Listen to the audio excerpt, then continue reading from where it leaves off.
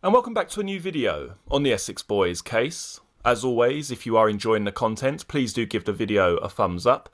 And if you're interested in the Essex Boys case, or simply true crime in general, don't forget to hit the subscribe button below. A lover of one of two men accused of a triple gangland killing claims he has the perfect alibi: sausage rolls.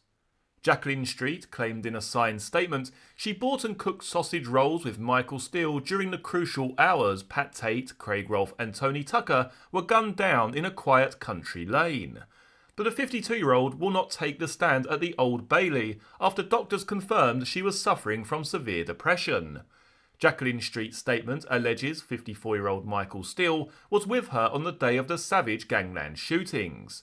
Her statement, said to have been made before she became ill, kept lawyers locked in a legal battle for nearly 2 days.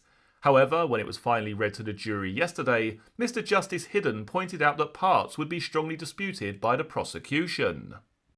Miss Street, who lives with Steele at St Mary's Road, Great Bentley, Essex, said she was with him all day on December 6, 1995, when 3 drug dealers were gunned down in their Range Rover on an isolated farm track at Rettendon. In the statement read out by defence counsel Graham Parkins QC, she claimed she and Steele went to Bullfan near Grays to buy a trailer. She recalled first going to Tesco in Colchester to buy sausage rolls and drink, which she believed to be gin and vodka. Miss Street also remembered passing Shenfield, travelling on the A12 before reaching the A127 and going on to Bullfan. She said no one was in when they went to pick up the trailer, so Steele hitched it onto the back of his Renault car and they returned home. Miss Street claimed she cooked the sausage rolls for a couple who were interested in buying their house. That was at 9 p.m, allegedly 2 hours after the killing of Pat Tate, Tony Tucker and Craig Rolfe. Steele and 36-year-old Jack Womes of Main Road, Brockford, Suffolk, deny murder. They also plead not guilty, along with Peter Corey, 45 of London Road, Clacton, to conspiracy to smuggle drugs. The trial continues. The following newspaper article is from the 2nd of the 12th, 1997, with the headline, Suspect's Tears in the Dock. Burly Jack Womes, accused of murdering 3 drug barons at Rettendon, broke down in the Old Bailey witness box. The 18-stone former nightclub bouncer was coming to the end of his evidence after 3 days in the box when he suddenly dropped his head and sobbed bitterly. He had just been asked by his defence lawyer David Lederman QC what he thought of suggestions that he shot dead the victims after a cannabis deal went wrong. Womes, married with 2 children, blurted out, "I did not do anything like that. What they, the prosecution, are suggesting is ridiculous. You just don't know what I am going through, being locked up. They won't even let me cuddle my own son." Earlier, 36-year-old Womes had denied being involved in the ruthless killings with co-defendant Michael Steele, 54, disposing of pump-action shotguns and taking part in a drug smuggling operation. He told prosecutor Andrew Monday QC, quote, "You're absolutely wrong. I would never do anything like that. No way, Mr. Monday." Womes agreed with the prosecutor that it was pure coincidence he was only a few hundred yards away from the murder scene about the same time as it happened. The trio had been lured to an isolated farm track and cold-bloodedly shot on December 6, 1995. Womes claimed he had gone to Rettendon to pick up a broken-down Volkswagen Passat from outside a pub on the A130, put it on a trailer and returned it to his workshop in Main Road, Brockford, Suffolk. Mr. Monday, who alleges the Passat was used as a getaway car, asked Womes, quote, "When you were there, Rettendon, did you hear any large bangs?" Womes replied, "No, there was a lot of traffic on the road." Womes went on to say he did not know anything of the murders until his wife heard about it on TV news. He said he was saddened that one of the victims was 37-year-old Pat Tate of Gordon Road, Basildon. He and Steele had become friends with Tate when they were in open prison. After their release, they are alleged to have fallen out over a drugs deal with Tate and his 2 pals, Tony Tucker of High Road, Fobbing, and Craig Rolfe of Calshot Avenue, Chafford 100. Womes and Steele of St Mary's Road, Great Bentley, Essex, deny murder and, along with Peter Corey, 45 of London Road, Clacton, plead not guilty to drug smuggling. The trial continues. The following newspaper articles from the 5th of the 12th, 1997, with the headline, Getaway Man's Death Threat. Supergrass, Darren Nichols took a big risk by informing on two alleged gang killers the Old Bailey heard. Nichols, 32, had received a death threat from Jack Womes and Michael Steele, said prosecutor Andrew Monday QC. But he claimed that softly spoken Nichols, married with two children, was determined to see the two men put behind bars. He added that Nichols unwittingly became their getaway driver after they murdered three drug barons at Rettendon in December 1995. Nichols had been involved in several drug smuggling runs abroad with Womes and Steele and was warned to carry on with the operations after the Rettendon slayings. Mr. Monday said, quote, "He was told to keep on smuggling, otherwise he would finish up like the other three."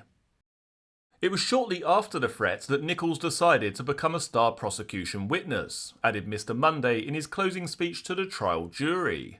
He told how Nichols thought he was ferrying 36-year-old Womes to a secret drug deal on the night of the killings. The victims, Pat Tate, Tony Tucker and Craig Rolfe, arrived at the rendezvous in isolated Workhouse Lane, Rettendon, thinking they were about to discuss the deal. Steele, 54, had turned up with the three dealers in their Range Rover. When he jumped out of the vehicle, Womes allegedly opened fire with a pump-action shotgun. Mr. Monday said Nichols, who had parked nearby, soon realised he was the getaway driver and was so frightened he almost crashed the car. His version of events that night differs greatly from Womes and Steele. They claim they were in the area around the time of the shooting, but only to pick up vehicles. However, Mr. Monday told the jury, when you examine Mr. Nichols' evidence, it stands the test. Judge him by what he was saying with care. In August, Nichols, an electrician from Braintree, admitted in court to conspiracy to smuggle cannabis with others and supplying Steele with a pump-action shotgun. The trial continues. The following newspaper articles from the 12th of the 12th, 1997, with the headline, "Frost and Snow Put Trio in the Clear." A lawyer has poured cold water over the evidence of Supergrass Darren Nichols in the triple Rettendon murder trial. Graham Parkins QC said snow and ice were not found on the Range Rover containing the victims' bullet-ridden bodies, even though it allegedly stood in wintry conditions. Nichols, who claimed to be the getaway driver, told the Old Bailey jury at an earlier hearing that the shooting was around 7 p.m. on December 6, 1995.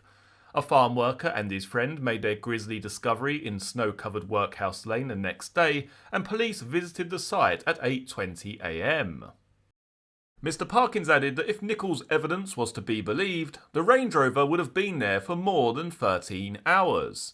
However, Mr. Parkins believes the vehicle must have been driven there after midnight, which would account for the lack of snow and ice. He said it was a curious feature of the case that the vehicle was frost-free, there had been snow that night. The barrister criticised police and Home Office pathologists for not determining the exact time of death and not checking weather conditions with the Met Office. Mr. Parkins, who represents Michael Steele, 54, told the jury, quote, "No one even felt to see if the vehicle's bonnet was warm. The whole thing is a mystery which needs to be explained. You may think this was an incompetent start to a major murder inquiry." He said no clues at the scene linked Steele or co-defendant Jack Womes with being there.